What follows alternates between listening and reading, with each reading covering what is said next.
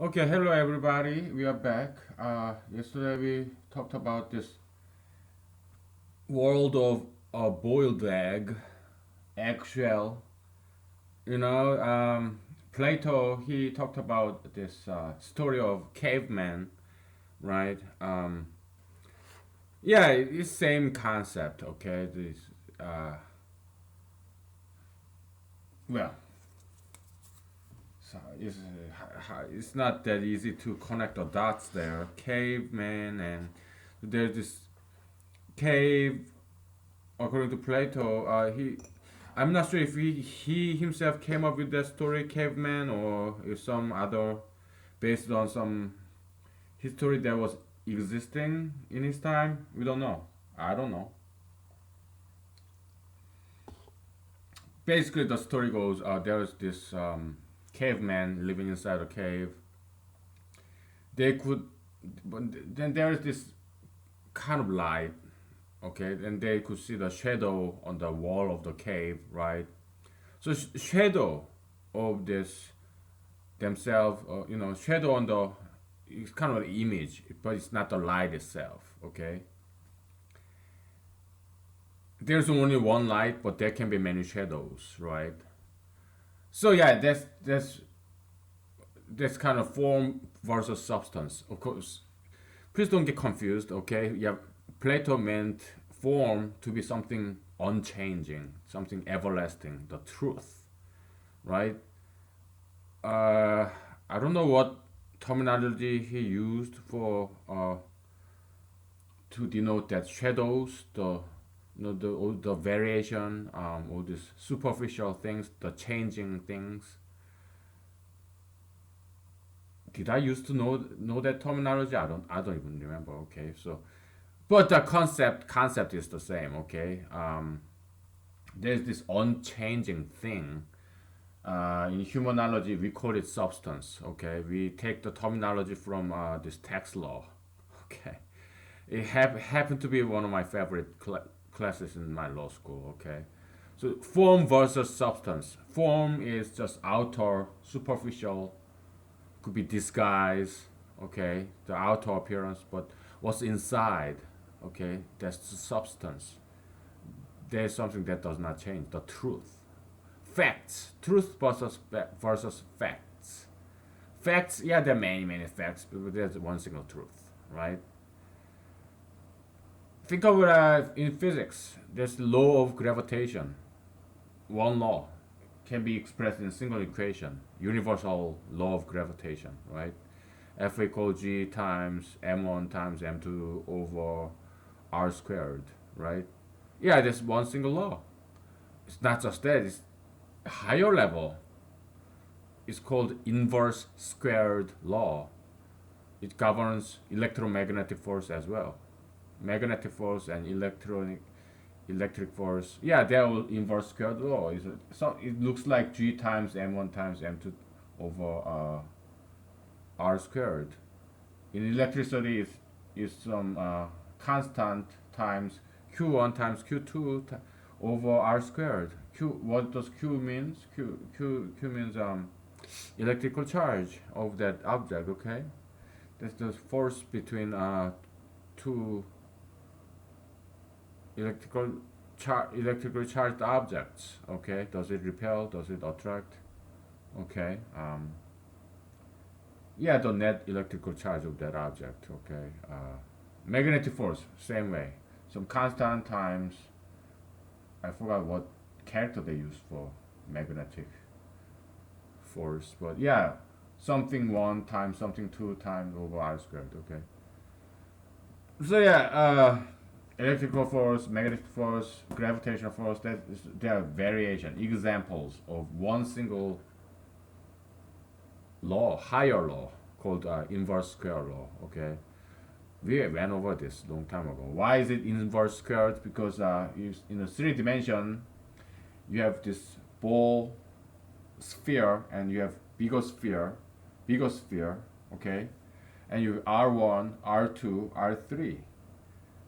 Okay, so as the ball gets bigger and bigger, is the this surface area follow is because it's two dimensional, right? Surface. we are not talking about volume. We are talking about surface area. So it's like what, 4 pi r squared. That's the surface area of this sphere. Yeah, that's where inverse square law coming from. So if the distance becomes 3 times, surface area becomes 9 times 3 squared. Okay, so this force, electrical force or gravitational or magnetic force, is at the center, right? But if you expand this sphere surrounding that central force, this force get dispersed.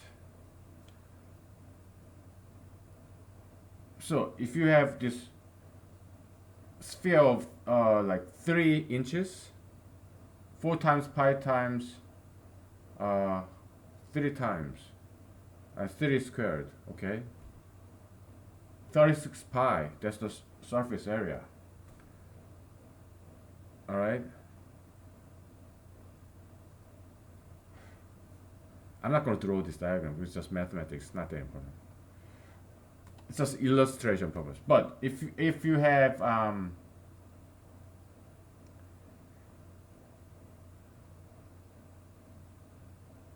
a radius that is twice as big, which is 6, okay. Now, what's the surface area of this bigger square? 4 times pi times 6 squared. 36 times 4. Okay, so you have R1, which is 3 inches. You have R2, which is 6 inches. All right. So pi r squared, 4 pi 3 squared. That's the surface area of this smaller sphere. Versus 4 times pi 6 squared equals 4 pi 3 squared times 2 squared, right? Now, the size of this sphere, the radius size of these two spheres, R1, R2, it became twice. But guess what happened? In terms of surface area, it becomes 2 squared. Okay? If the radius becomes like 3 times bigger than the original small sphere, then it becomes something like 3 squared here. Blah blah blah blah. Okay, so that's where inverse squared law comes in. Okay, because if radius becomes n times longer, the surface area gets bigger by n squared. All right, because this initial force, the central force, we call it flux. Okay, this three-dimensional vector. Okay, the density of this flux become dispersed, is well distributed, diluted over this three-dimensional surface area by n squared times, because that's how big the sphere becomes. That's the factor by which this spherical surface get bigger. Okay, that's why it's, the force get weaker and weaker because it gets dispersed and diluted over larger area. Okay. Think of it this way. Okay, you have a very smelly person. Okay, if you are in a room with that person in a very small area, oh, you smell real bad, right? But if you are with that person in a larger room, then the smell gets dispersed, so it's not as bad, right? That's why we ventilate the air of your house. your house is smelly because some dead rat is rotting somewhere. But once you ventilate, what happens? It disperses, right? Diluted over bigger space, like your house, outside your house. The smell doesn't go anywhere. It doesn't disappear. No, it just gets dispersed. It doesn't get destroyed. No, it's still there somewhere. Just get dispersed. Okay. So that's the inverse square law, right? Ah, you better study physics and mathematics very well in school, okay? Because you're making my job harder. Because if you already know this, I don't have to explain this to you. But I'm nice. I'm nice. That's why I'm explaining everything, like beginning mathematics, whatever. I don't mind, but it's too time consuming. So yeah, please do study mathematics, physics in your school or on your own, right? It's fun. It's good hobby.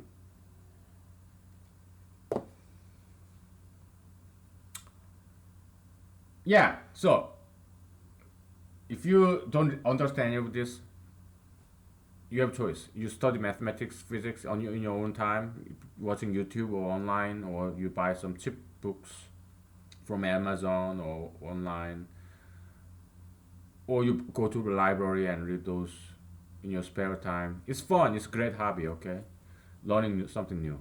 It doesn't have to cost you any money. Okay, so but if you don't want to do that, then forget it. Because I'm gonna give you the same concept, but different language, easier language. You have an apple. Okay, there's only one concept of an apple in your memory. Generalized general apple concept in your memory. But there are so the one concept of apple. It's not just you. It's everybody have same concept of apple. That's what we call language, vocabulary. It's an agreement, a contract agreement that we will call this thing APPLE in English. But in different country, we call it 사과 in Korea, for example. If you go to France, yes, it's pomme, okay, and if you in a Spanish using country, yeah, it's called manzana, right? That's all right. Okay. I don't know how you say apple in other languages. Okay.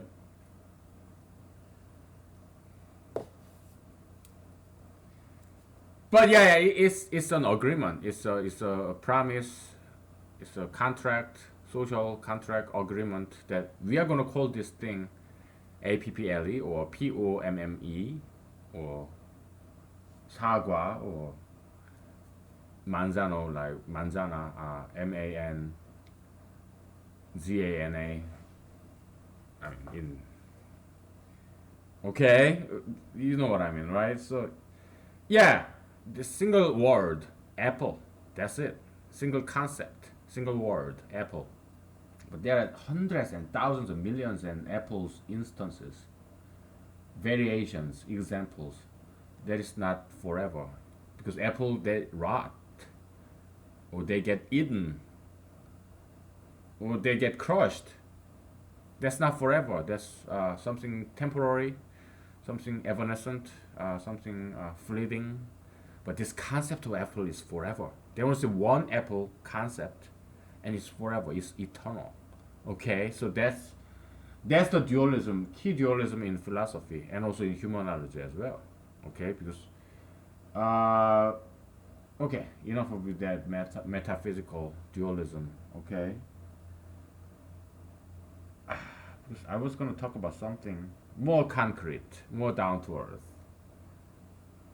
Let me give me like 10 seconds.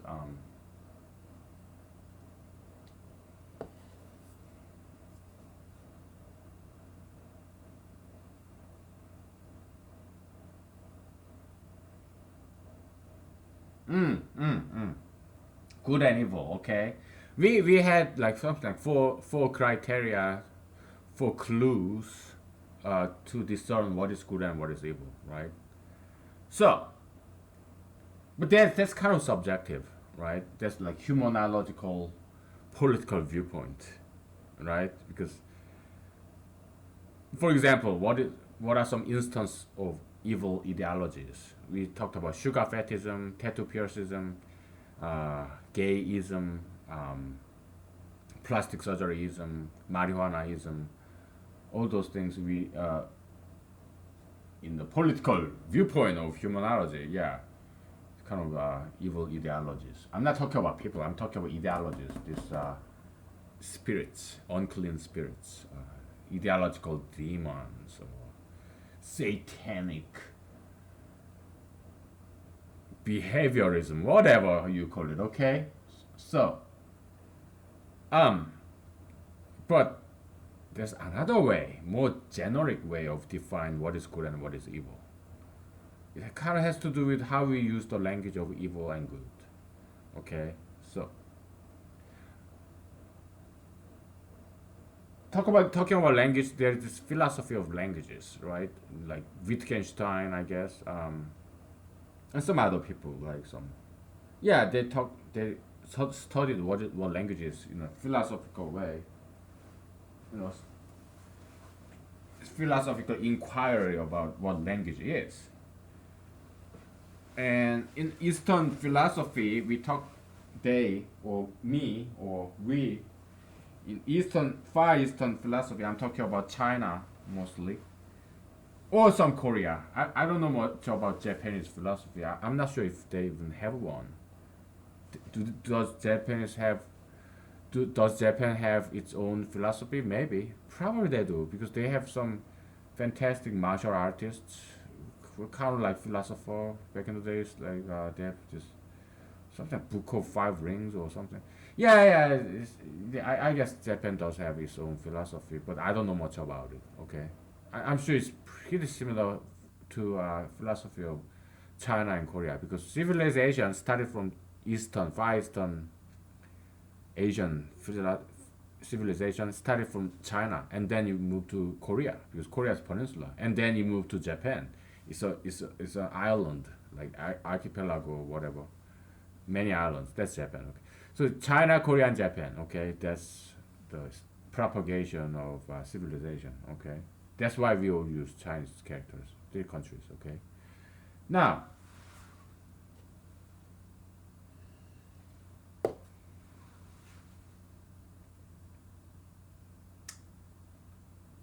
um yeah, in Chinese philosophy, what is a language? Okay, so Chinese philosophy, especially from the tradition of Taoism, they talk a lot about water. Okay, so you have a cup and you have water. Okay, so that's language and concept. A language like apple, vocabulary or word, noun, is this cup that contains this concept of apple. Okay, is there's the one single concept, one water, but this same water can be contained in the cup A or cup B or cup C, depending on the shape of cup. Right? It's a what kind of glass is this? Is it champagne? Is it cocktail glass? I guess. Right? I don't know. I don't drink cocktail, man. I drink vodka and that's it. And I drink vodka in a plastic cup like this. Okay. I don't like glass too much. They break and they are heavy. Yeah, glass is heavy, so it doesn't get knocked over very easily. Plastic cup, yeah, it does not break, but it's so light. Light is good, but at the same time, it gets knocked over very easily. Okay, so they're goods and bads. And glass is more beautiful, I know. Okay, and you have cocktail glass, champagne glass,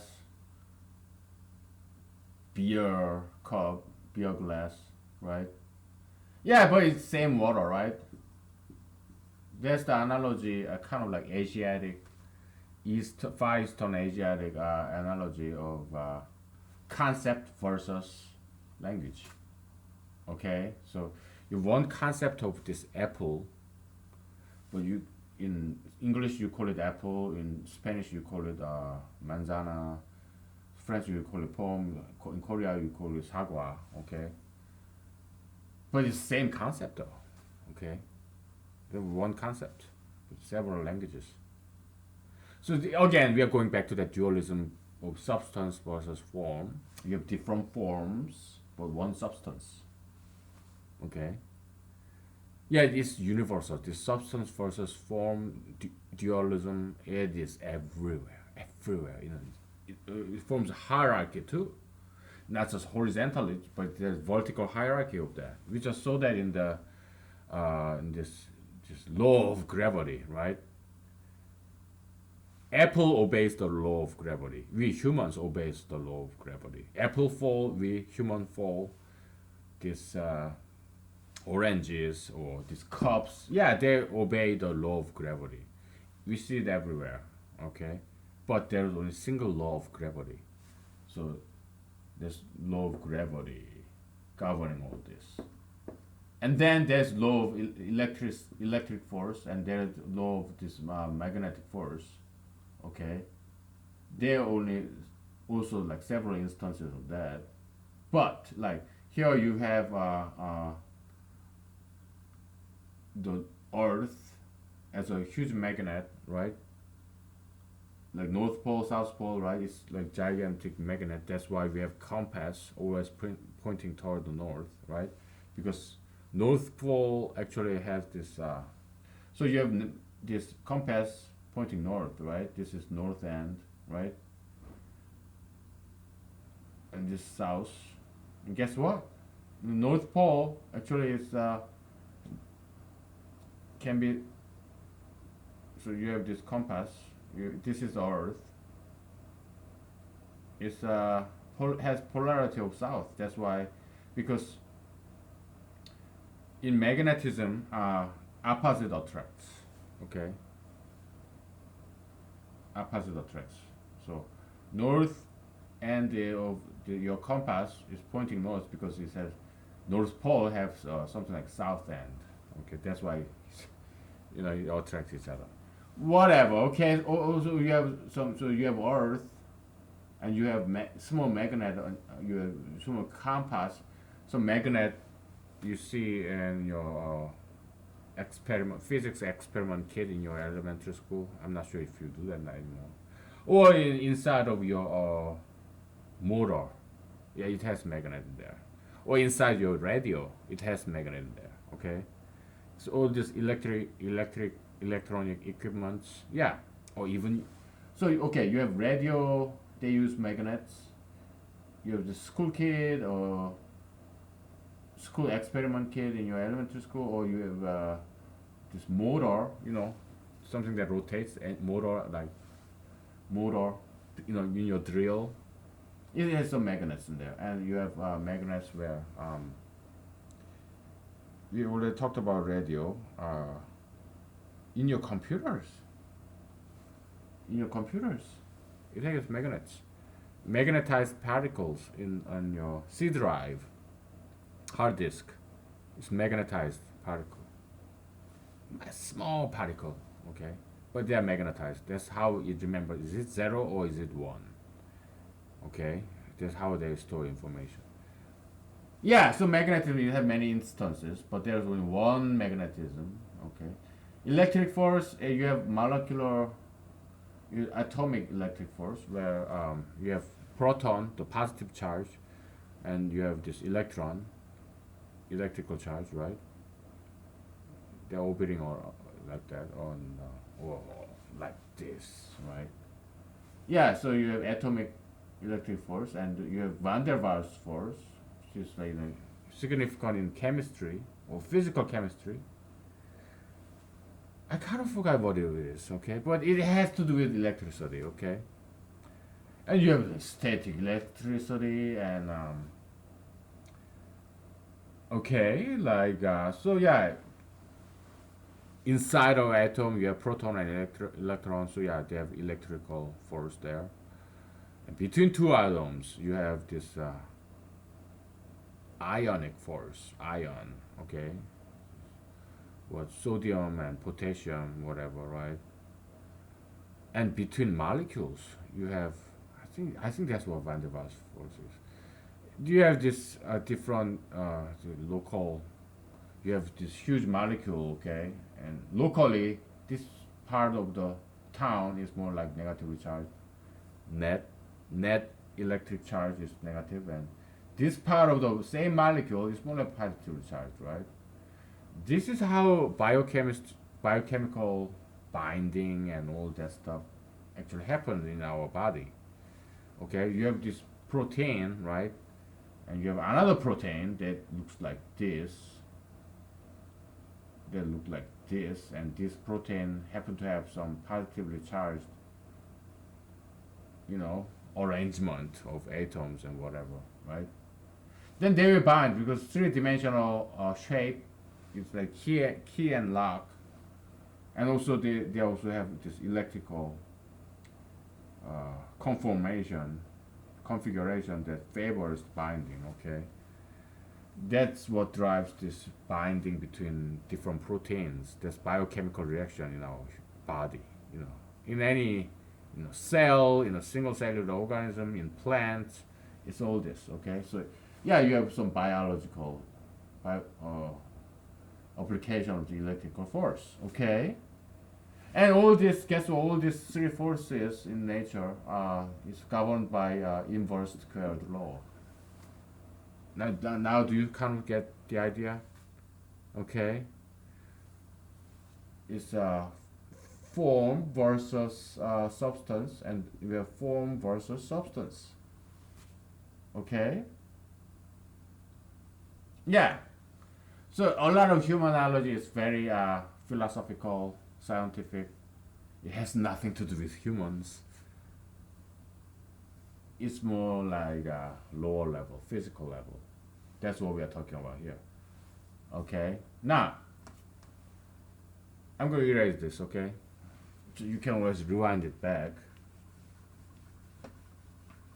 I only have one whiteboard. Okay. So. All right.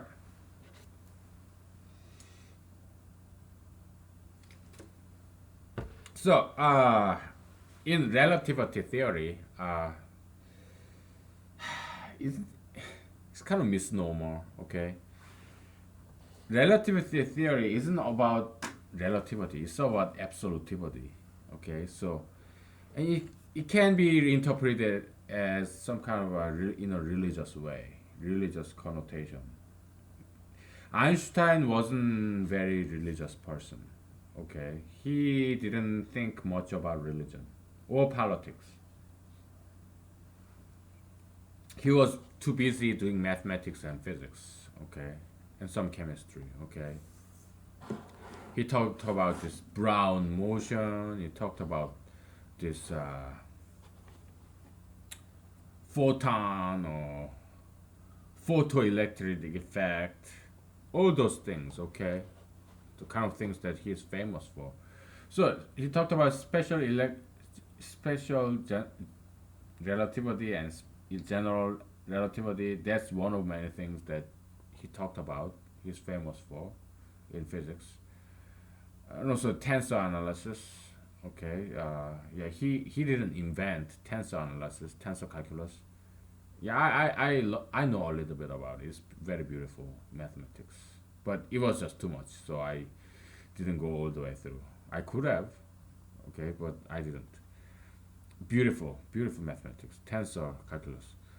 Yeah, he learned tensor calculus to formulate general relativity. Okay, there's this Christopher symbol and all this Kronecker delta, one that right? Yeah, he learned all those things. Okay, from his friends, fellow mathematicians. Okay, he did contribute to development of tensor calculus somewhat. He came up with this Einstein convention, right? Let me try to remember. Oh my goodness, it's been so long. Basically, you have this sigma, right? Sigma, what, AI, BI. Do you know what this is? Over I equal 1 to n. What is this AI? Sigma AI, BI. I give you 10 seconds. Okay, we went through this a while ago. It's somewhat with different language and different context, but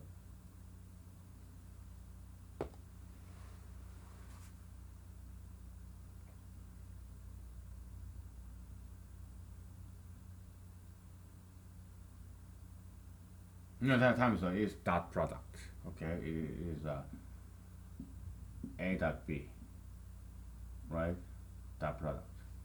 But A1 plus A1 B1, A1 times B1 plus A2 times B2, blah blah blah. Okay. So Einstein's convention is just AI. Let's just get rid of it, sigma, because it comes too often. So if it's same index, it means it's a sigma shorthand.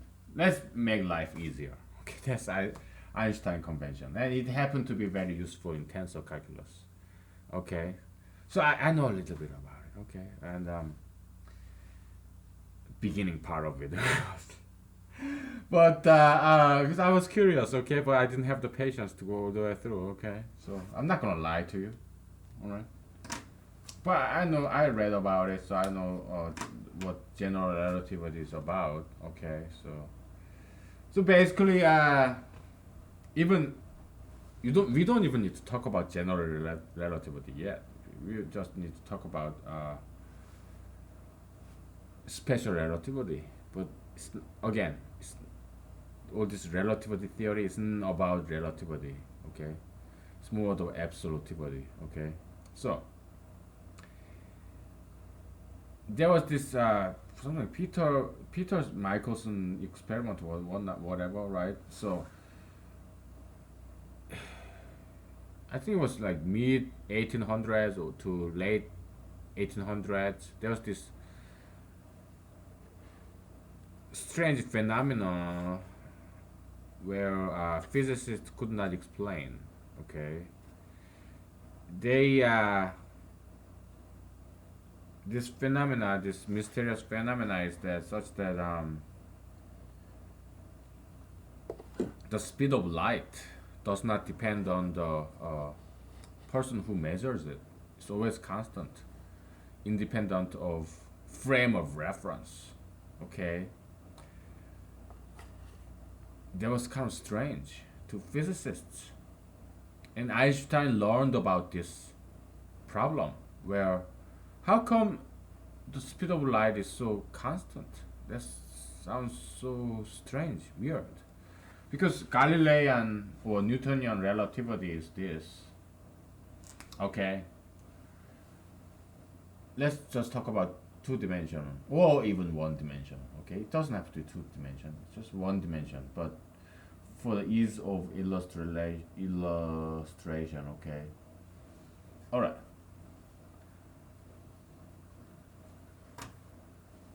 You have this baseball, okay, is traveling in let's say 10 miles per hour, mile per mile per hour, okay, 10 miles per hour, okay, mph, 10 miles per hour.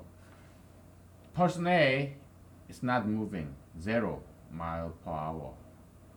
Person B is moving 7 mile per hour. So relative speed of this same direction, okay.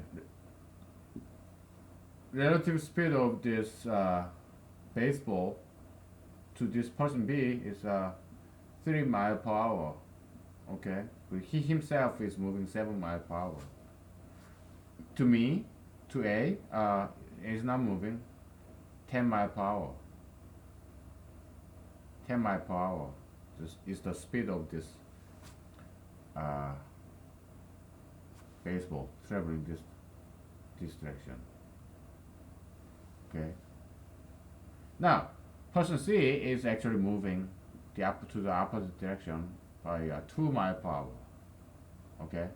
So to person C, this speed of this baseball is what? 12 mile per hour. You can summarize a single equation, okay? Relative velocity of of y observed by x equals to v y minus vx. Single equation. Now, dualism again. Is this substance or form?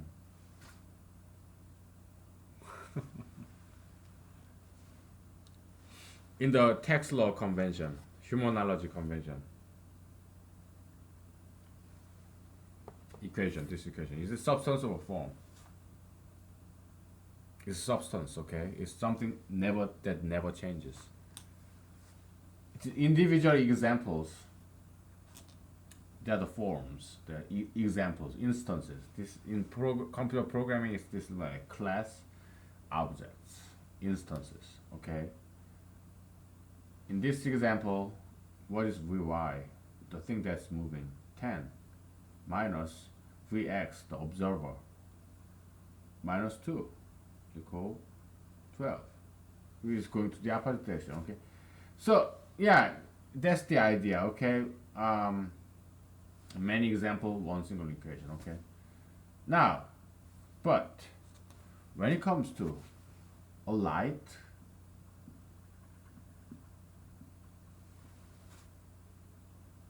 how fast is light? Sometimes 3 times 10 to the 8 meter per second or something like that, right? Light is very fast, okay? So what physicists have discovered is this: no matter what direction you are moving, no matter what speed you are moving, the speed of light is constant. Okay, so but something's gotta give, right? So Einstein came up with this idea. Oh, okay then. If the speed of light is the same, regardless of this frame of reference, regardless of this movement of this observer, then okay, maybe time changes, maybe space changes.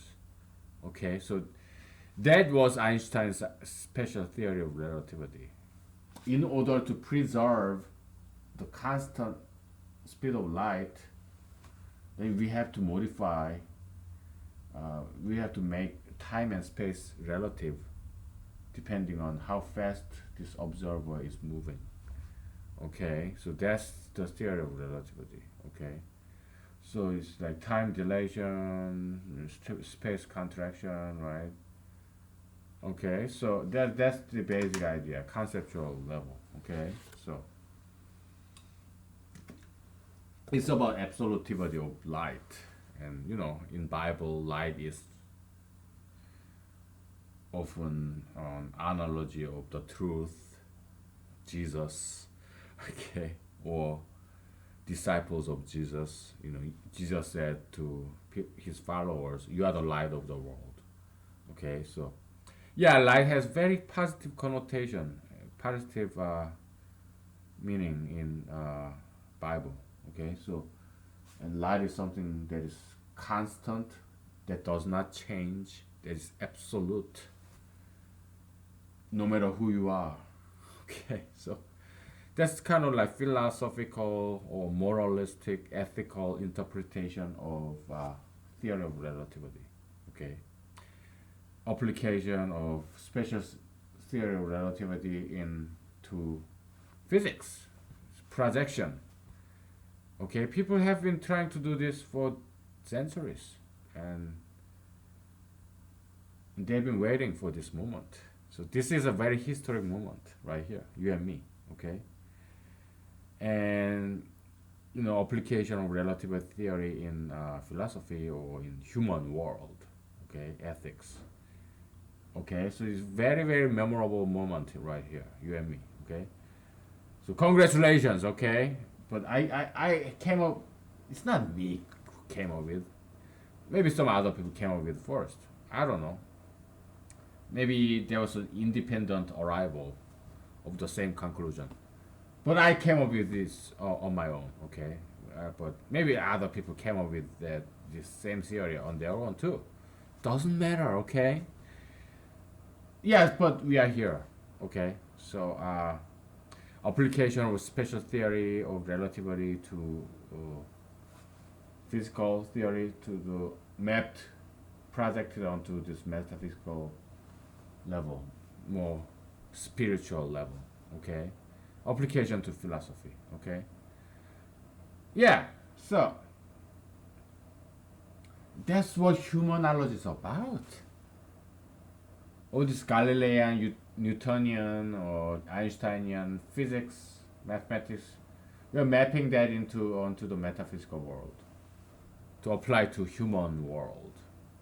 Okay, philosophy. All right, that's what humanology is.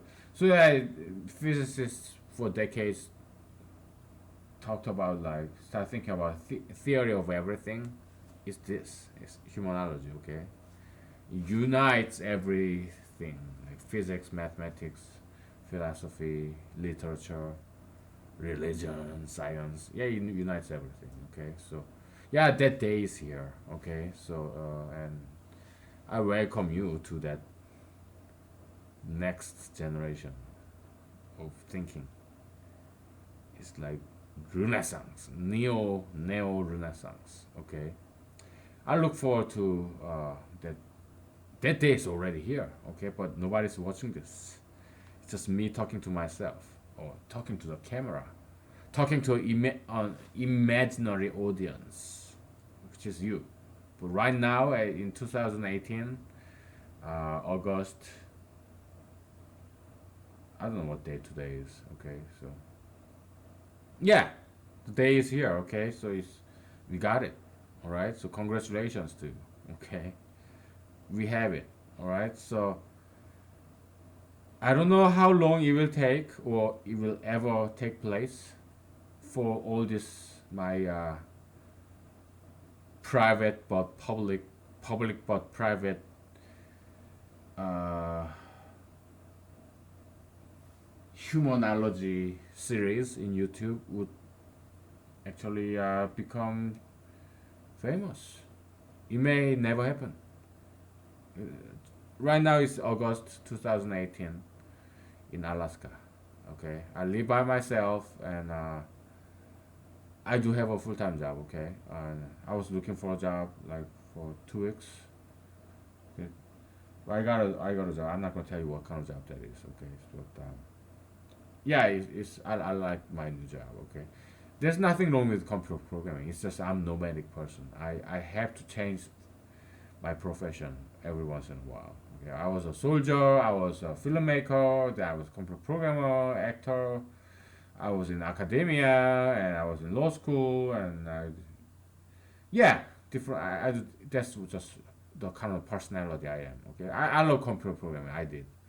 Initially, it was so fun, but I've been doing that for a long time, so it was time to move on to something else. Okay, that's it. Computer programming is great. Okay, I'm not telling you everybody should know how to program. No, I'm not saying that. But yeah, it's a great job. Okay, great profession. Now, what were we talking about? Yeah, the day is here. Okay, so I don't know how long it will take on before this humanology series. So far, it was 30, 35, 35 episodes. I don't know if it's gonna ever gain like popularity or fame or renown or I don't care. Okay, I don't care whether it happens or not. I don't because I'm enjoying the moment. I'm enjoying doing this. I don't depend on other people for happiness. I'm a very independent person. That's why I came to Alaska. I don't depend on other people's perception for my happiness. I don't need other people to be happy, okay? I just need to imagine that someday, maybe after I'm dead, maybe hundreds after years after I'm dead, I just fantasize that there will be some people who's kind enough to, generous enough to listen to what I have to say here. Okay, I just need to imagine. I just need to fantasize about the existence of some imaginary audience. That's all I need. Let's say I die tomorrow and YouTube find out about this. Oh, he's a racist. He's homophobic. He's a sexist. He's a bigot. So and YouTube, yeah, we are part of Google. So we are in San Francisco. So this guy, yeah, let's just get rid of this horrendous thing. He's bad for humanity. So let's get rid of all his videotapes in YouTube. I'm okay with that. Okay, so I love Google. I love YouTube. Okay, they're great companies. Okay, so I thank them for at least initially for several months, give me this happiness of the joy of filming this and uploading to their platform. I'm very grateful. They are private companies. They are not governments, so uh, it's not does not censorship. This private company censorship is does not fall under First Amendment of the Constitution. It's their property, private property. This website, this hard drive, this computer server, you know, yeah, they can delete things in a random fashion because it's a private entity. Constitution does not apply to private company, okay? Because Constitution applies to government, all right? So yeah, they can do whatever they want. They can delete this video. That's fine, whatever. It's okay, okay. But I'm very grateful that they initially at least let me upload all this. Okay, so yeah, I love San Francisco. Okay, all I do not like is the ideology that's infesting Northern California or half of this nation, or half of America. Yeah, this infest more than half actually, infested by this all these evil ideologies. Okay, this is like metaphysical disease. I call it metaphysical pathogens. Okay, so yeah, all these theories of humanology, maybe it will get known, or maybe it will die with me, or maybe it will die before I die. I don't care. Okay, I just enjoy talking, recording this, uploading. I enjoy the process. That's it. Okay, and yeah, this is how I make my own happiness. Okay, I'm like a plant. I generate my own happiness, okay? Like photosynthesis. Okay, and it's not like God talks to me. No, He never talks to me. I do pray because there are people that I really like. I want what's best for them, but I don't have much money, so I cannot give them money. Sometimes I cannot even reach them. Okay, because they're so far away. Or so I pray for them. Okay, so that God bless them. Okay, so this prayer of blessing. Yeah, I do that all the time, all the time. Because there are like my parents, some of my friends. There's no way I can repay the debt, the love they have given me. Okay, unconditional love from my friends, from my former superiors, from my former bosses, my parents, my siblings, like so many people that I owe. Okay, my friends, my former colleagues. Yeah, there's no way I can pay them back. So I don't have that much money. Okay, there's no way I can pay them back. So I pray them. God, please bless them. They're great people. Please bless them. Okay, take care of them. Yeah, I'm only one person, right? I cannot be there for them. But there's so many people that I owe. Okay. Hundreds, if not thousands. Okay, so I pray for them. All right, please take care of them. Take care of their kids. Take care of their family. Yeah, I pray for them. Okay.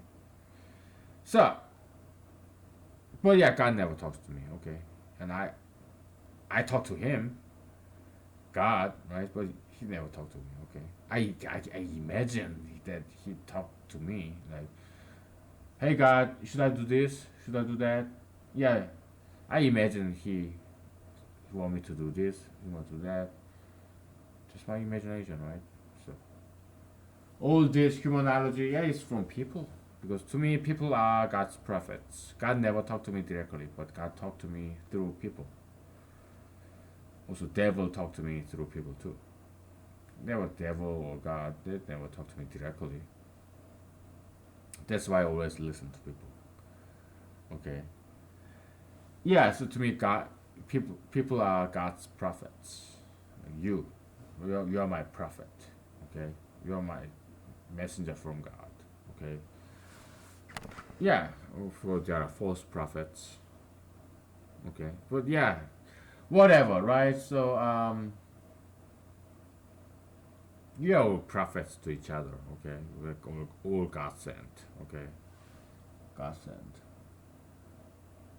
Man, let's take a break, okay? It's been 50 minutes and I have regular day of work. Let's take a break, okay? Okay. Okay.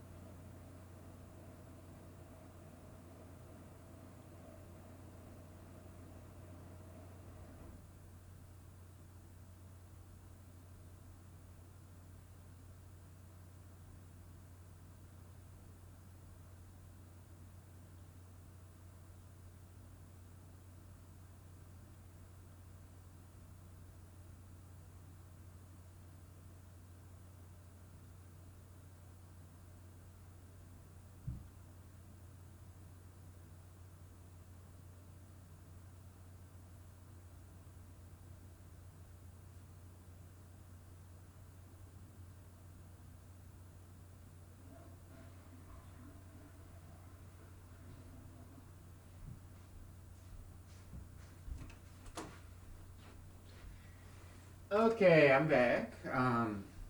We are back. So,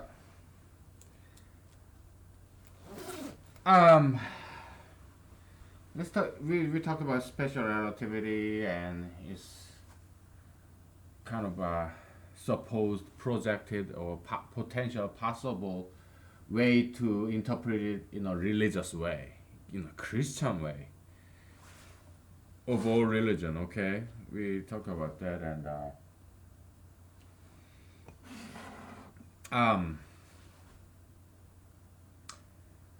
the golden rule by Jesus. It says, do to others as you want others to do to you. Yeah, that's very relativistic definition of what is good and what is bad, right?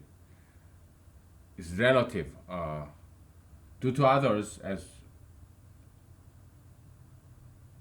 what you want others to do to you. So everybody wants something different, right? Me, what do I want?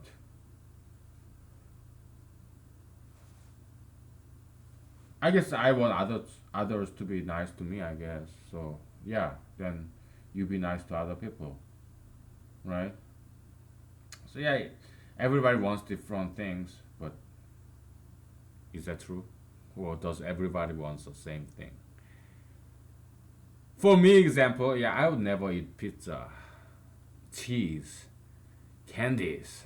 I do eat them sometimes when I'm traveling. I do eat uh, not much pizza, but yeah, I normally when I buy a sandwich, I never put cheese in there. If there is this sandwich that already has cheese in there, I de-cheese the sandwich. I open it up and I get rid of the cheese and I put it back on and I eat it. Okay. But every once in a while, yeah, I just eat it with cheese in there. Okay, because either I'm traveling or I've been starving. I've been fasting. Fasting meaning I've been just too busy to eat anything. So yeah, then yeah, I need some high energy source. Sometimes I can this too. Rarely, okay. Sometimes I even donuts. I even eat donuts sometimes. Cakes, yeah. When I'm really hungry, like I haven't starving, so yeah. So it all depends, right? But normally, usually I don't eat cheese or cakes, sugar, fat. I avoid them. Okay. So I want others. Why do I avoid those things? If you're young, yeah, it's not too bad to eat sugar and fat because your metabolic rate is very high because you are growing up. So there's energy that you need to your daily activity, and but when you are growing up, you need extra energy to grow up. On top of that, on top of your daily activity, but we in the middle age, after you are in your 30s, mid 30s, 40s, then you don't grow up anymore. So you don't need that much energy, extra energy. Okay, so that's why you need to start watch what you eat. You need to start to watch what you eat. Okay, so no more sugar, no more fat. Our body does not need fat because it can synthesize fat from protein, from carbohydrate, from yeah, even from alcohol like beer belly, right? So body can synthesize fat, and that's the storage. Fat is twice as compact as carbohydrate or alcohol or protein per gram. Fat is like a twice condensed energy source. It has twice more calorie per gram per pound. Okay, because it's like a battery. Okay, energy storage unit. It's compact because you want to store it more efficiently. So evolutionarily invented device. That's fat. Okay, that's why all these sesame seeds or canola seeds or corn or all these seeds like pumpkin seeds or sunflower seeds, they contain a lot of fat. Okay, like all these nuts, like peanuts or chestnuts. Not much chestnut, but peanuts or macadamia nuts or walnuts, hazelnuts. Yeah, they have a lot of fat in there. Okay, because that's how nature, like both in animals and plants, that's how, the storage unit is fat typically because twice as compact, it's easier, it's lighter per calorie, half half as heavy, like twice lighter than carbohydrate or protein. Okay, efficient, twice more efficient storage unit. That's fat.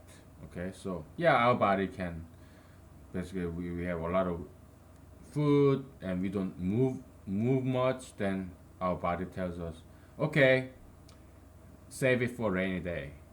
And they save this extra energy as fat. Okay, so yeah, that's the biochemistry, physiology of sugar and fat. And we talked about this, so I'm not gonna talk more about that. So, okay, special relativity. Let's talk about general relativity a little bit. Okay, so tensor analysis, basically what it is there's this single, general relativity. I mean, general gravitation equation, right? Einstein came up with that, right? After long years. So that's yeah, tensor calculus is expressed in tensor language, right? So it's very compact equation that contains all different variety, and that equation in tensor calculus, one tensor equation in tensor mathematics, those are the mathematical expression that of some concept that does not depend on the coordinate system. Okay, it's true for all different frame of references. Okay, so that's the power of tensor calculus. Okay, so tensor mathematics, tensor analysis. All right. Yeah. So that's what tensor analysis is about, basically, and also general relativity is about. Okay, so um,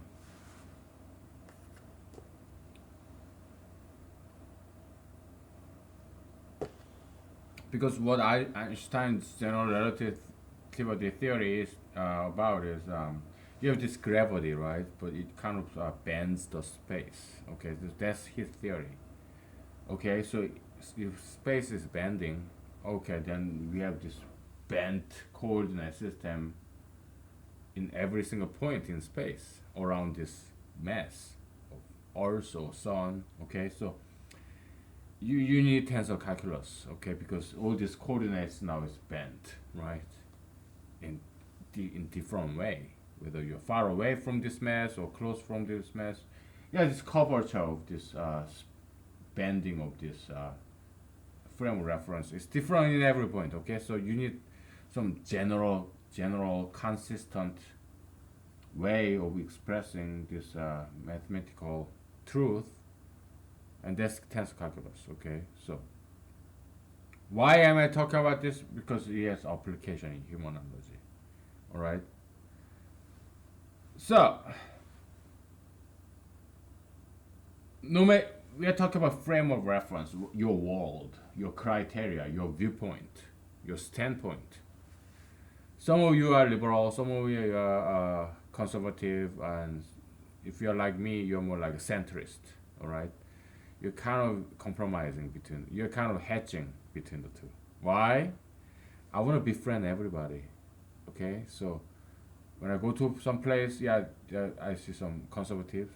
I want them. I want them to be my friends. If I go to somewhere else, yeah, they are more like liberal people. I want them too. Okay, why I'm running for president? Okay, I almost say fucking president. Okay, I'm running for fucking president, okay? So yeah, I have to get everybody. Everybody. As many as I can get.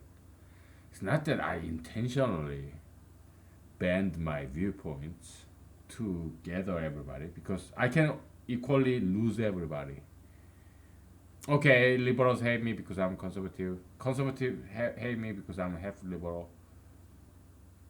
Yeah, I can lose everybody or I can gain everybody. Okay, doesn't matter. So I'm just being honest. I'm pro-choice, pro-environment, pro-science, pro-charity. You know, helping out the poor people. I'm open-minded. Okay, there's the very liberal things.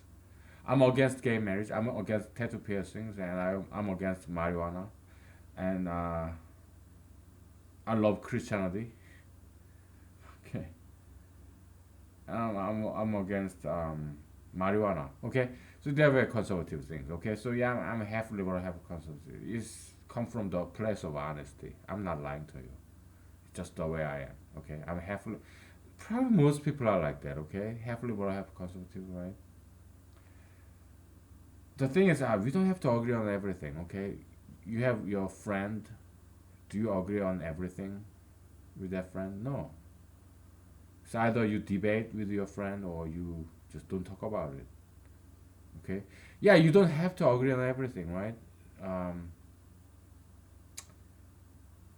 yeah, I'm kind of more conservative on the side in terms of immigration. Okay, because I want strong border, so that's very conservative. In terms of military, I'm more liberal. Okay, I am not about building strong military. Yeah, it's important. We need strong military, but I'm not about yeah, let's go occupy the country, whatever, because they don't know what they're doing. No, I the way I would do it as if I'm to become president in 2020 or whenever. Okay, the two ways, one way is wrong and another way is right. Okay, the wrong way of doing it is let's do arms race, just like Donald Trump is doing.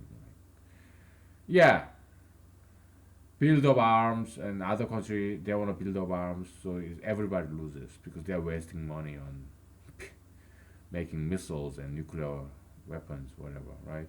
Yeah, it's stupid. That's Donald J. Trump, okay, and other president too. Arms race, idiots, right? My what I would do is this: let's build products that everybody loves, like iPhones or 1950s Hollywood movies or 1950s Mustang, Cadillac, old America, Renaissance. Okay, let's make beautiful movies, TV series, or beautiful products. Okay, brand new products like bioengineering, biochemical engineering. Like, let's invent a dog. Let's create a dog that smells like a flower by genetic engineering. You take some one fragrance gene from a flower, a plant, and put it merge it with a dog. Now a dog smells like a flower. Okay. Yeah. Let me turn on the heater. Yeah. Or let's invent a fluorescent cat, a cat that glows at night. By there's a fluorescent, you know, jellyfish. Okay, let's take that gene out, fluorescence gene out, and merge it with a cat. Now this cat glows in the darkness. Okay, this jellyfish cat or glowing cat, fluorescent cat. Okay, yeah. You invent, or let's make these Hollywood movies with all these beautiful white girls. Okay, long blonde hair. She doesn't have any tattoos. Just white skin. So she's a beautiful white girl with blonde hair, blue eyes, and white skin and pink lips. Naturally, she's not wearing any makeup or anything, and she's wearing this high heels and mini skirt and long blonde hair. She has no tattoos, no piercings. Yeah, she's beautiful. Yes, let's make some movies with her. I'm not talking about pornography. No, it doesn't have to be like that. Yeah, just some romantic comedy, whatever. Okay, these products will sell. Fluorescent cat, beautiful Hollywood movies. Okay, we export to other countries. American products. Oh, beautiful cars. Like back in the days, like 1950s, 1930s. Beautiful American cars. Let's reproduce those. Okay, so let's sell to other countries. Other countries will love American products and they will love America. So they will not attack America. And guess what? We are making money. And other countries love us. But if we start building military, just like Donald J. Trump is doing right now, we lose money. Because all this investment could have gone to production and invention of brand new American products. But he's just building missiles, bombs, and other countries, they start to hate us. So other countries, they hate us, then they will attack us more. So we build more bombs,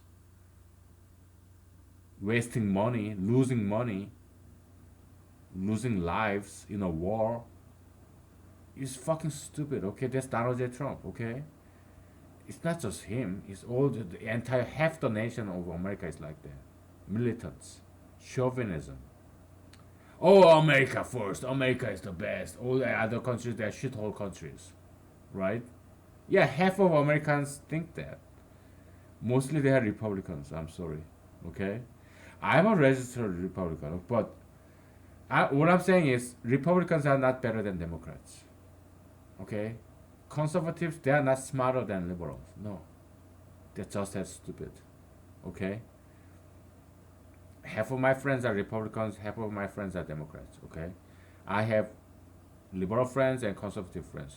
They're about the same. Nobody's not one side is smarter than the other side. Okay, there's goods and bads in both sides, and they complement each other. Okay, that's why I want to have both sides of friends.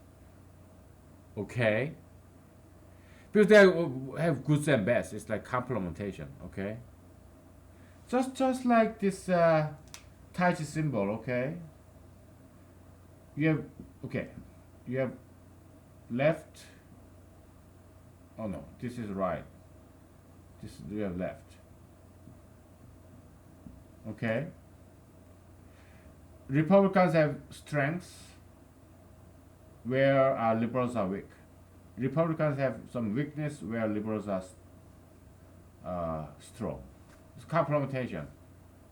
Well, man, and woman. Women are good at soft love. Men are weak. They are not good at soft love. That's why children love women more because women are soft. Men, they are good at fighting. Women, they are not very good at fighting. Okay, so where men are strong, women are weak. Where women are strong, men are weak. That's why you need one woman and one man in a parenthood and in a relationship. Okay. Yeah. Again, one principle we call it in humanology di-dualism. It's coupled dualism, double dualism. We call it di-dualism. Okay. One principle, many different applications. Okay. It's classical dualism, metaphysical dualism, form versus Platonic dualism. Okay. Heaven and earth, this you have substance never changing, forms that changes, eternal versus ephemeral. Okay. And what else? Again, we're going everywhere. Okay, so Okay, good versus evil. All right. Okay, good versus evil. So there is this. It does not depend on what your political view is. What is good and what is bad. What is good and what is evil. Okay, back to eggshell. Okay, you have egg, right? You have this egg, edible egg, and you have this outer shell. Okay, and so you have egg inside of egg, and you have shell. We call it meat of egg, and you have shell. In, out. Okay. Now, egg as one unit, you have egg, and you have outside of egg. Now, this egg contains both meat and shell. It's one unit on egg. And you have E complement or minus E. Egg, everything else except egg. Entire world outside on egg. Okay? Now, in this outside world, you have good and evil. Okay? What I'm getting at is this. You you have your metaphysical part, your spirit, your soul, your mentality, your personality, your character, your ideologies. That's inside. That's metaphysical you. Shell, your physical you, your body, your blood, bone, skin, flesh, your muscle. That's like a shell. Okay, that's like your physical part of you. Right? Now, outside of yourself, outside you, everything except you categorize as good or evil. Okay? Now, so you look at the world outside yourself. What is good and what is bad? What is good and what is evil? Okay, I want you to come up with a definition of that. I'll give you like 5 minutes or 10 minutes. Okay, I'll be back. Take a break. Okay. Yeah, be come up with a general, universal definition of that. That does not depend on your political view. That's not does not depend on your religion, politics. Come up with a definition of good and evil that applies to everybody. That does not depend on their political view or religion. Something general, something universal. Okay, I give you like 10 minutes.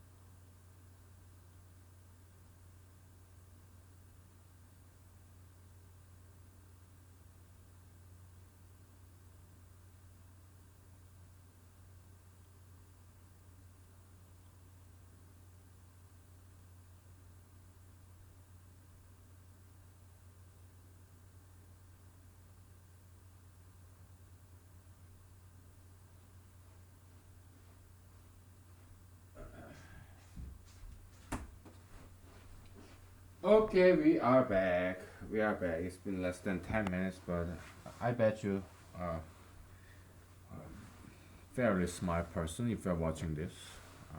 So you don't need full 10 minutes. Yeah, okay, smart guy, smart gal. What's the answer? What's good and evil? Universal definition of good and evil. That does not depend on your frame of reference, your political view. What is it?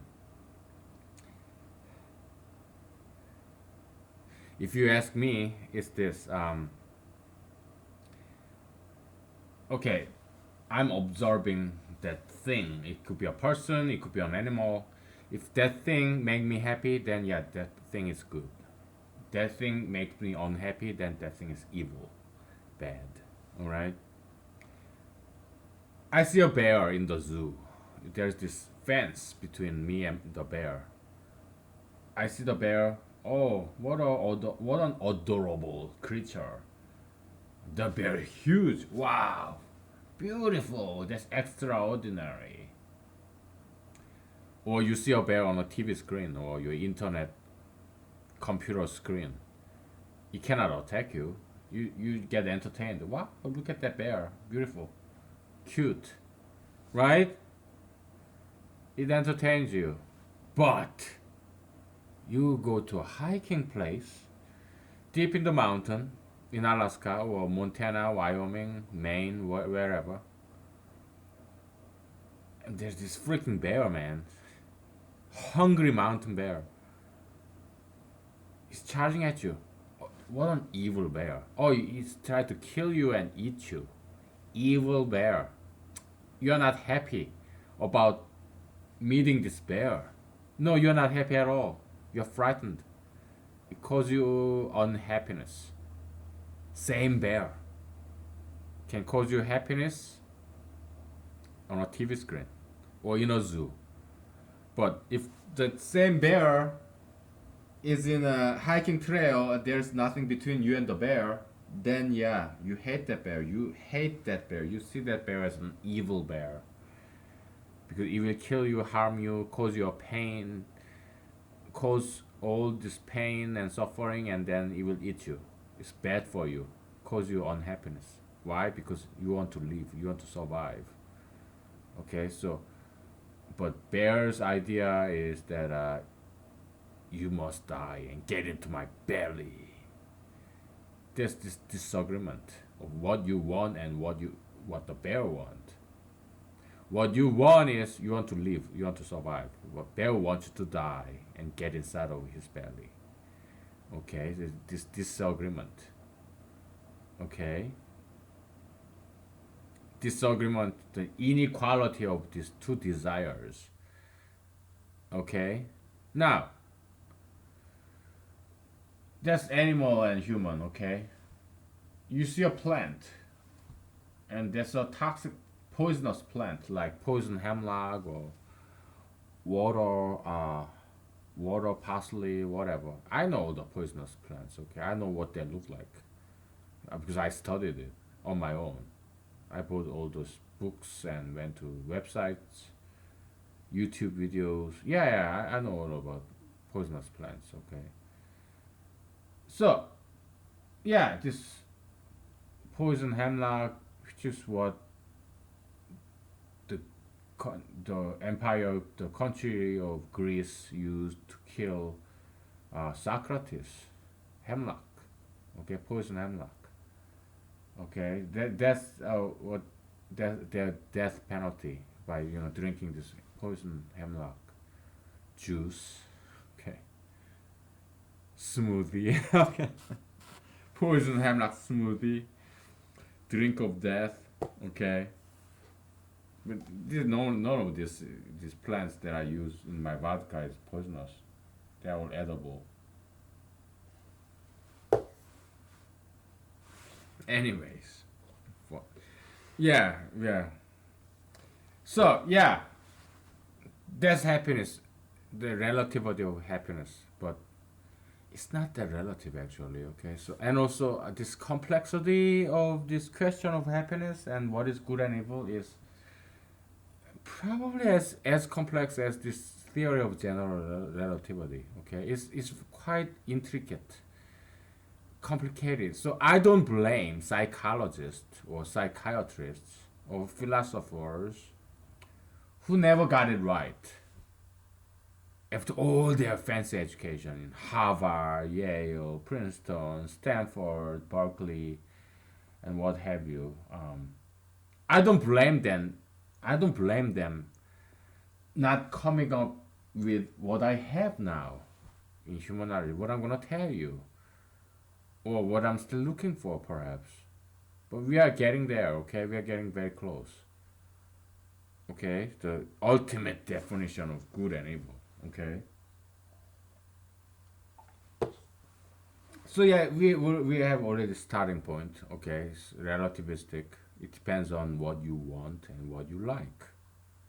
Okay, and but then next step would be their short term versus long term. Okay, yeah, when I see a candy or pizza, oh, I know it's gonna satisfy me. I love pizza. I love donuts. I have eaten them. I'm not a donut virgin or pizza virgin. No, I had that before. Okay, I'm not a virgin about those things. I love those things. Okay, but when I see pizza or donut, oh, yummy looking, delicious. I know they are delicious because I had them before. I had eaten them before. But I see evil in there. Why? Because in my age, I'm 40 years old. I eat those things. I can see them walking and marching down toward my belly. They're going like this. Oh yeah, belly, how are you? I'm gonna sit there.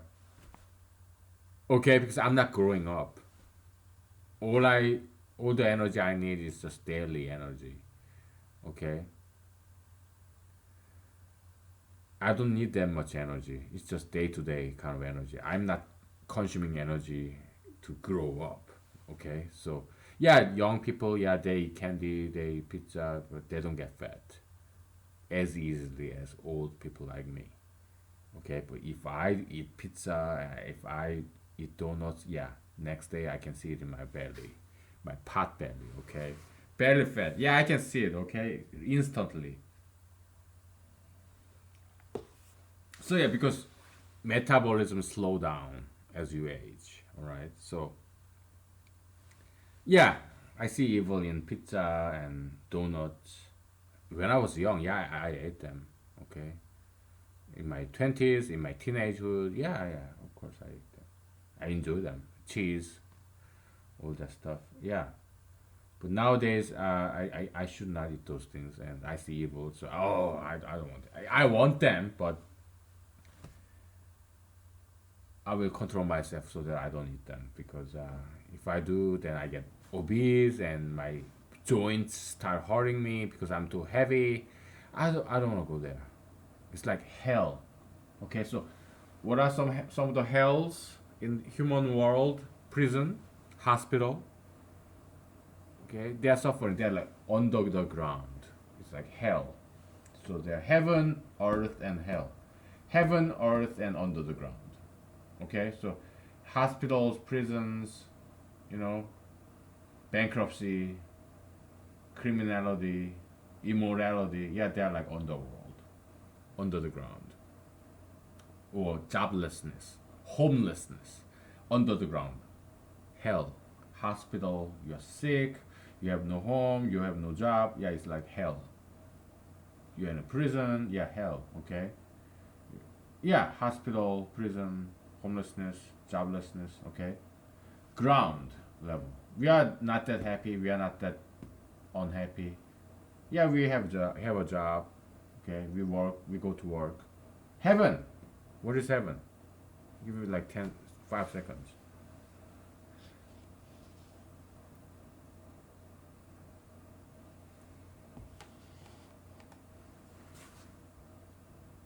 Maybe retirement. Okay, you have money, but you don't work. Yeah, maybe you're in heaven. Or people like celebrities. They don't work. That's why everybody come to Hollywood and acting easy, right? You just memorize some lines and you get all the spotlights. Singing, dancing. Yeah, I do singing and dancing and acting for fun. Nobody pays me, but I do it for fun as a hobby, right? Performance, yeah, stand up comedy like I'm doing right now. Yeah, it's fun, but nobody pays me, right? But celebrities, yeah, they are there. So, oh, I look too pretty. I do makeup. If you're a girl, okay, I do makeup. I have this earring. I have long hair. I have hairstylist, makeup artist, costume, wardrobe, and acting coach, photographer. So I'm a product, okay. I'm not saying it's bad. No, it's great. I love models, okay. Beautiful, yeah. But there are hundreds of people behind me, and I get all the credits. Okay. How many people know about these photographers or makeup artists? No, they don't have any famous names. But this actor or model does. Famous name, right? Yeah, so in heaven, right? Doesn't quite work, but has a lot of money. Just like a retiree, okay? Or just head of any governmental agency or CEOs or President of the United States, they don't quite work. What do? They just go golfing. Like Barack Obama, President Obama, President Trump, President Bush.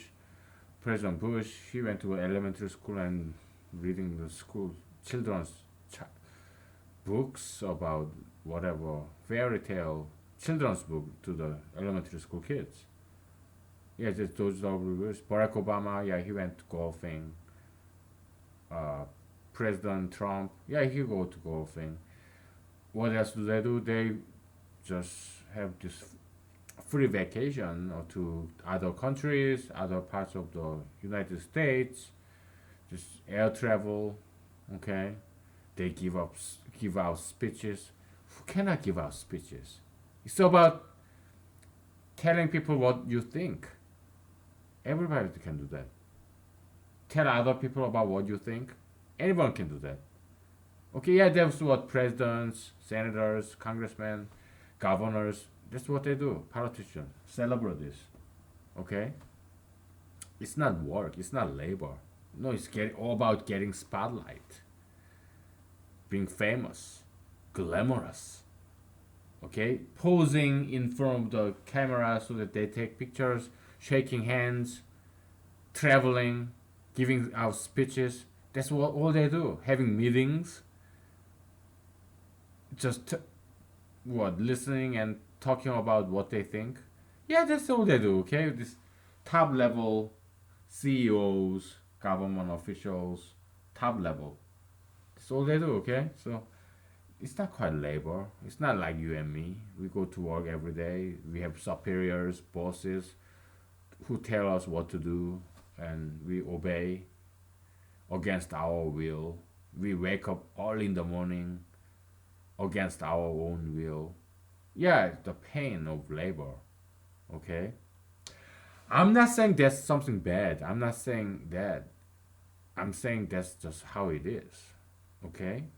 In communist country, same thing. Go to look at North Korea or Cuba. Fidel Castro, he was just smoking cigar and he's fat, his pot belly. He get all the best food, best women. Kim Jong Un of North Korea, Mr. Kim Jong Un of North Korea, they're all the same, okay? Mr. Mao Zedong, Chairman Mao, or Joseph Stalin of Soviet Union, Mr. Lenin, or Mr. Hitler, all the same, okay? They don't work. They have all the money, all the bodyguards, security guards. They get the best food, best women, best everything. It doesn't matter whether you're a communist country or a capitalist country. Okay, the top dog get everything they want. People under them, they suffer. It doesn't matter you are in a communist country or capitalistic country. It's just a food hierarchy. It's not just in the human level. No, it's animal, plants, objects, same. It's called ecosystem. Okay, food pyramid. Okay, the strong feed on the weak. Okay, it does not depend on what kind of ideological political system you are in. It's universal. You cannot change that. Socialist country is exactly the same. Communist, capitalist, democratic, whatever, anarchy, animal world is more or less like anarchy. It's not gonna change. It's pyramid, food pyramid, ecosystem. You cannot change that. Okay? They can lie to you. Oh, this new, brand new political system will change all that pyramidal hierarchy. Everybody will be equal. That's communism. Okay, who is the richest in communism? Chairman Mao, Mr. Kim Jong Un, Mr. Fidel Castro. Okay, so they are the richest people in their own countries. Okay, it's all deception. All right, communism is about deception. Okay, they say, oh, everybody will have equal wealth. Not true, right? Just look at any other communist countries in the history and right now. Yeah, top dog always get the best. They are the richest. Communist country, socialist country, it's all the same. Okay.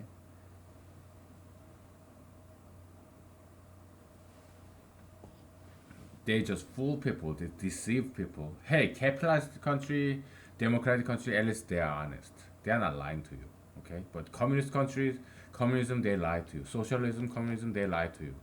Everybody will have equal money. Oh, how about you, sir? Oh yeah, I'm the president. I'm the dictator. So I get all the money. But everyone else will have equal money. Okay. How about your subordinates, your lieutenants, your generals? Yeah, they're my close friends. So yeah, I'm gonna give them some more money.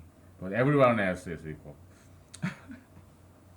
Okay, so it's a lie. All right. So socialist, communism, socialism, it just doesn't work. Totalitarianism, dictatorship, lies. Okay, they're fooling you. Okay, democracy, capitalism, at least they are honest, honest crooks. Okay. Okay. So good and evil. Okay. You know, should we take a break? I don't know. Yeah, I think we can take a break. Okay. So good versus evil. Okay. What's the some intricacy? What's some complexity when we try to define what is good and what is evil? We already talked about long term and short term, right? Yeah, instantly right now, yeah, I want to have sex with a white girl, young, white, blonde girl with blue eyes, or young, white,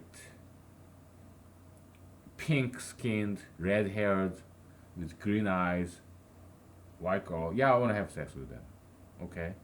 But I would not do that because I want to preserve those beautiful, unique, Caucasian specific genes of blue eyes, green eyes, red hair, blonde hair, white skin, pink skin. I want to preserve that beauty. So I'd rather have them, let them mate with meet and greet white guys so that those beautiful white genes are preserved to the next generation. Okay, so yeah, short term gain, long term gain, short term happiness, long term happiness. Okay, so that's the first complexity of defining what is good and evil. So the zeroth level, the starting point of good and evil is what makes me happy now and what makes me unhappy now. Next level, so it can be one dimension. Zeroth dimension of good and evil uh, is it what makes me happy now? What makes me unhappy now? It's good and evil.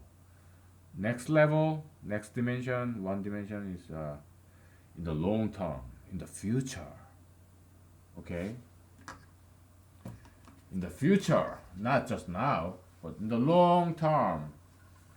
So I guess we are talking in terms of time and space or dimension, time space dimension, because time is just one axis of space.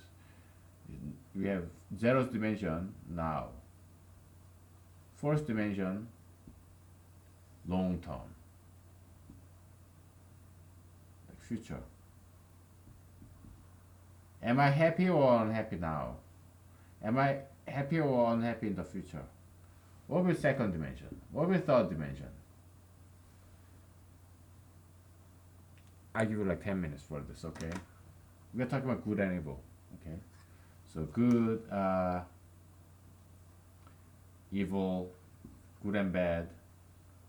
You're happy, unhappy, okay? Pursuit of happiness. Yeah, it's a beautiful phrase. Like Thomas Jefferson Declaration of Independence, whatever. Yeah, let's take a break, okay? Then we'll take a break.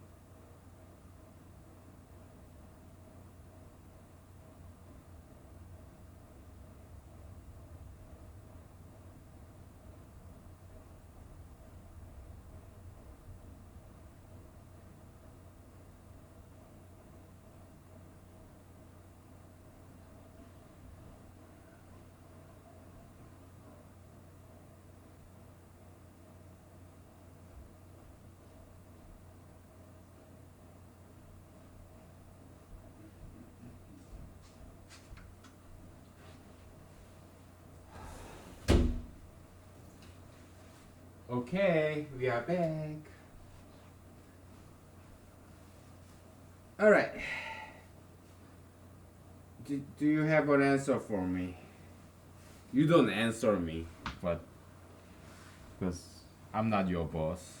Okay, in humanology, we follow the Christian tradition where there's only one boss, God, one Father, one Lord, one teacher. Okay, God. Okay, so now, what's your answer? Zero's dimension is right now, temporary, evanescent, ephemeral. What makes you happy right now? That's zero. One point in time. First dimension, next dimension. In the long run, your entire life, eventually, what would make you happy? What would make you die happy? Like at the moment of your death, oh yeah, I lived a good life. What would make you feel that way at the moment of your death? Like you have no regret in your life. You did the best you can, to the best of your knowledge. You have no regret of your life, the way you lived. Good, evil. If you have regret, yeah, you made mistakes. You didn't correct it. You repeated the mistakes, and now you're dying. Okay. Humanology doesn't concern itself too much about afterlife because it's unknowable. It's provably unprovable. Okay, we cannot. We talked about this before. We cannot quite tell for sure that whether there's heaven or hell. In humanology, heaven or hell concerns this life, this future of our life, happiness in our future, unhappiness, misery of our future. That's hell or heaven. Okay, heaven and hell is about our future. Okay, in this world, this life, not afterlife. Okay, that's what human knowledge is concerned about. I mean, it's kind of based on Bible. God, Jesus says, yeah, it's God of the living, not God of the dead. Abraham is God of Abraham. He died. Then God moved to the next. God of Israel, God of Isaac. Then he died. Okay, God of Jacob, God of Israel. Okay, he moved to the next. Who's next? Okay, God of the living, not God of the dead. Okay. So, what's second dimension? It's easy, right? You just stack up the. Okay, now becomes a life. 1 second, 1 second, 1 day, 1 day, 1 month, 1 month, 1 year becomes a life. Like about 100 years also. Okay. Now, it's the concept of extension. You stack up. This is you. This is somebody else. You two, you three, you four. Okay. Now, in totality, total sum of this vectors, we have a society now. What benefits a generation of people? You have x-axis of time, now y-axis of people. Person 1, person 2, person 3, person 4. It's a generation. So y-axis is more like people, society. X-axis, time.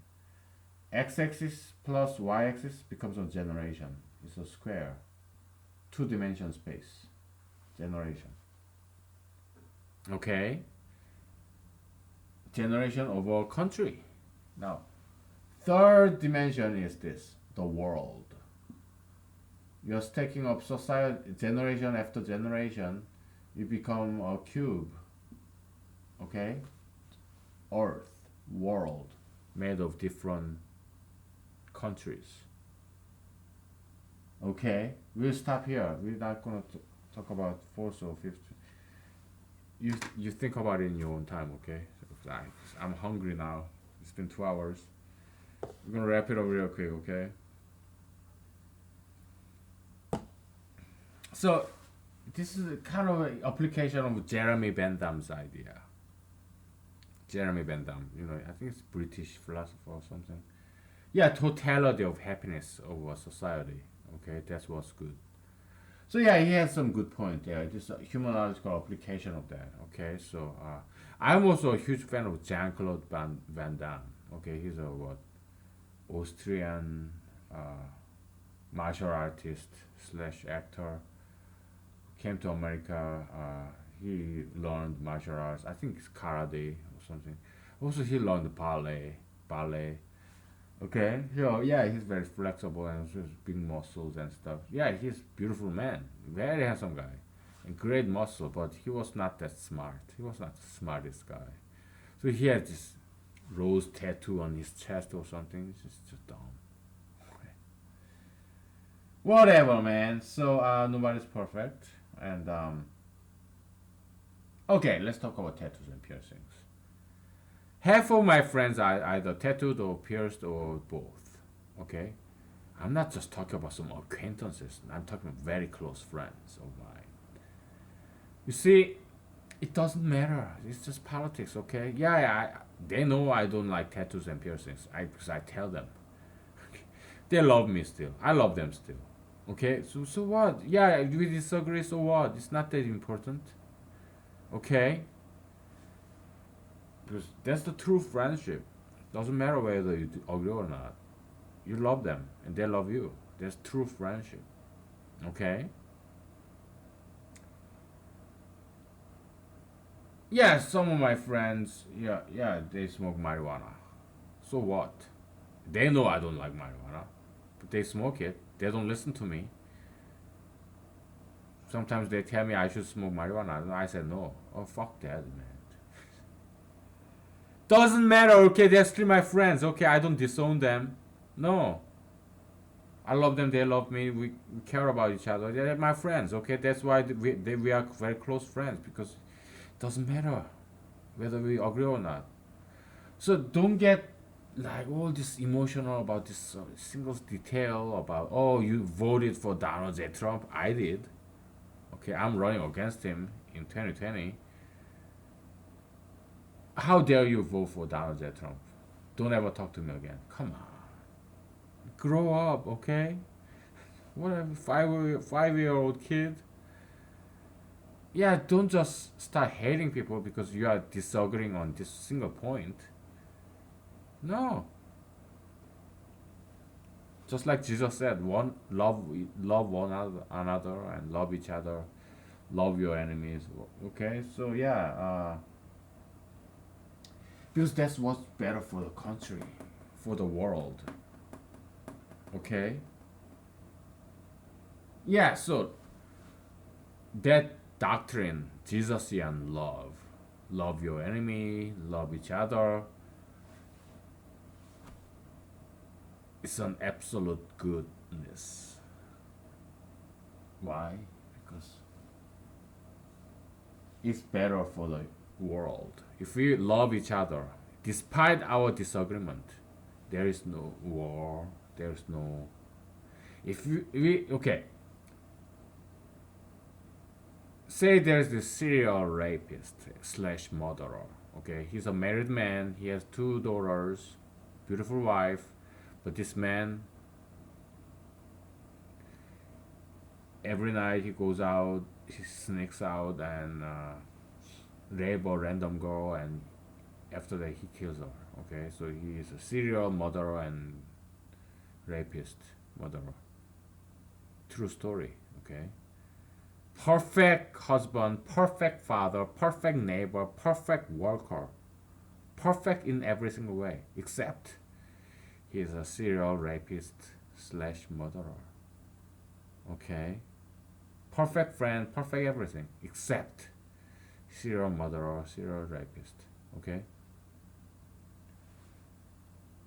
so this man,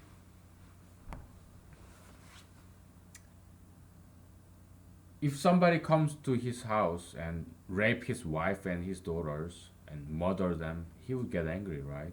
So moral, the moral rules that applies to him is different from you moral, the moral rules that he applies to others, that what he expect others to do. I moral of this man is this. It's okay that I kill, I rape other women, but you moral, you should never rape my child, rape my wife, or murder my daughters, murder my wife. You should never do that. So I moral is different from you moral. It's the indication of evil. We talked about this before. Okay, so yeah, that's Jesus' golden rule, right? Do to others what you want others to do to you. Okay, so you wanna protect your wife and kids. You don't want anybody to rape or murder your wife and kids. Then don't do that to anybody else. Okay, yeah, that's Jesus' ethics, golden rule. Okay, and it's better for society and the world because then there will be no crime. Okay, thief. It's okay that I steal other people's money, but it is not okay that other people steal my money. All right, this is in violation of the golden rule, right? So it's bad for society. So what's good for society? Nobody steals, nobody murders, nobody rapes. Everybody's happy. Okay. So okay, the eventual time axis, event long term goal, long term end. Now we're generalizing over other people too. Okay, so summation of happiness is going up. Long term, not just short term. Yeah, if I rape a girl, yeah, I'm happy now. The long term, probably I will end up in jail for decades. I'm happy now because I have this dominance, this control of this woman, and I'm having sex, and I come like I this orgasm, this sexual climax. I'm sorry, this is not for minors. Okay, this is adult content. Okay, so if you're a minor, if you're parents of minors watching with this, please stop this movie episode because from we're gonna humanology is not for the faint of heart. It's deal with the bare naked truth, the low down version, not some disguised, sugar coated version. No, we go to the truth, no matter how ugly it gets. That's like Bible. Bible talks about cannibalism. These two mothers eating one of their babies. Okay, and stabbing a pregnant woman's belly. Yeah, Bible talks about all these horrendous things. Burning a child, newborn baby to a foreign god. Bible talks about those things. Okay, so Bible is not some. Don't listen to your pastors or your preachers. Okay, because they're not gonna tell you everything about Bible. I do. Okay, listen to me. Okay, because I don't lie. I tell things as it is. Okay, no matter how ugly it is. Look at all these snakes and earthworms, these intestinal parasites, these tapeworms. Yeah, this God created all these horrendous, ugly things. Okay, murder, rape, child molestation, all those horrendous things. God created them. Okay, God is bad. Okay, 49% bad, 51% good. That's God. Okay. Now, of course, it's all theory, it's all entertainment. Okay, but we're gonna talk about things that's so horrible. That's not easy to listen to. Okay. If you like that stuff, yeah, then yeah, keep watching, keep listening. Okay. Anyway, so yeah, it's one person you now, but in the long term, yeah, you don't want to rape or theft, murder because you end up in jail. So you eventually, yeah, you get a taste of your own medicine. Okay, so I don't exactly know what that means. Does it mean like drinking your urine, like your urine tastes like medicine because you took a medicine the night before? I don't know. Okay, yeah, you go to end up in jail. Okay, you go to hell in the future, not after you die. We don't know. We don't care. Okay, maybe we do care sometimes, but yeah, humanity talk about our life. Okay, so you rape, you steal, you kill somebody, you get momentary satisfaction of revenge, of killing someone that you hated for so long, or raping this girl that you've been wanting for so long, and she's been giving you this attitude, so you're angry at her, but she's still sexy, so you rape her, okay, and you murder her, this sense of dominance. Yeah, you give you momentary satisfaction, but later on, you'll be haunted by her ghost in your night, when you sleep. This beautiful girl, but she is dead. You killed her, so she's haunting you every night for the rest of your life. You see her. Nobody else see her. Nobody else sees her, but you see her. She's the woman that you murdered, raped and murdered. So she's haunting you every night when you sleep. So you cannot sleep. You end up killing yourself. Suicide.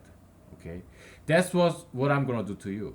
You kill me, yeah, I will haunt you wherever you go for the rest of your life until you kill yourself.